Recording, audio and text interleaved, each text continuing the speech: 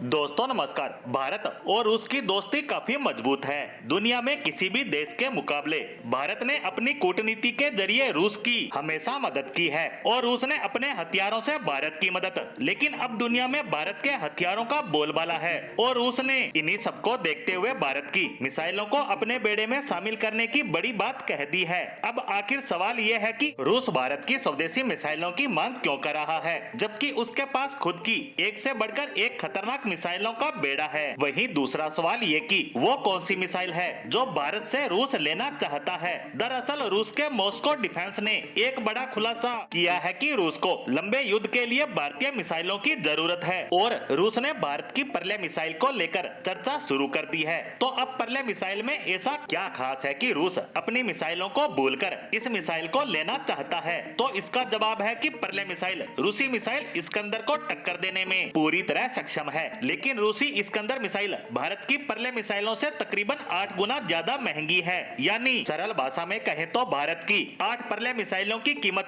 रूस की एक इस्कंदर मिसाइल के बराबर है। अब जबकि बात कीमत की हो ही रही है तो एक रिपोर्ट के मुताबिक मौजूदा वक्त में एक इस्कंदर मिसाइल की कीमत लगभग 24 करोड़ रुपए बताई जा रही है। वहीं भारत की परले मिसाइल की कीमत मात्र 3 करोड़ के करीब है। अब आप खुद ही विचार कीजिए कि भारतीय मिसाइल कीमत के लिहाज से इस्कंदर को टक्कर देती नजर आती है या नहीं। वहीं अब इसकी खासियतों की बात करें तो यह सतह से सतह पर मार करने वाली बैलिस्टिक मिसाइल है। इस मिसाइल की रेंज 150 से 500 किलोमीटर तक है। इस ठोस ईंधन पर आधारित शॉर्ट रेंज बैलिस्टिक मिसाइल को डीआरडीओ ने डेवलप किया है। पिछले साल दिसंबर के महीने में इस मिसाइल का लगातार 2 दिनों में 2 सफल ट्रायल किया जा चुका है। खास बात यह है कि इसके हमले का कोई तोड़ नहीं है। इंटरसेप्टर मिसाइल भी इसे ट्रैक नहीं कर सकती, क्योंकि ये मिसाइल हवा में उड़ते हुए खुद ही अपना रास्ता बदलने में सक्षम है। इतना ही नहीं, इस मिसाइल को लॉन्चर से भी दागा जा सकता है। बता दें कि परले मिसाइल की टारगेट ध्वस्त करने की सटीकता 10 मीटर यानी तकरीबन 33 फीट है। मतलब अगर यह टारगेट के 33 फीट के दायरे में गिरती है तो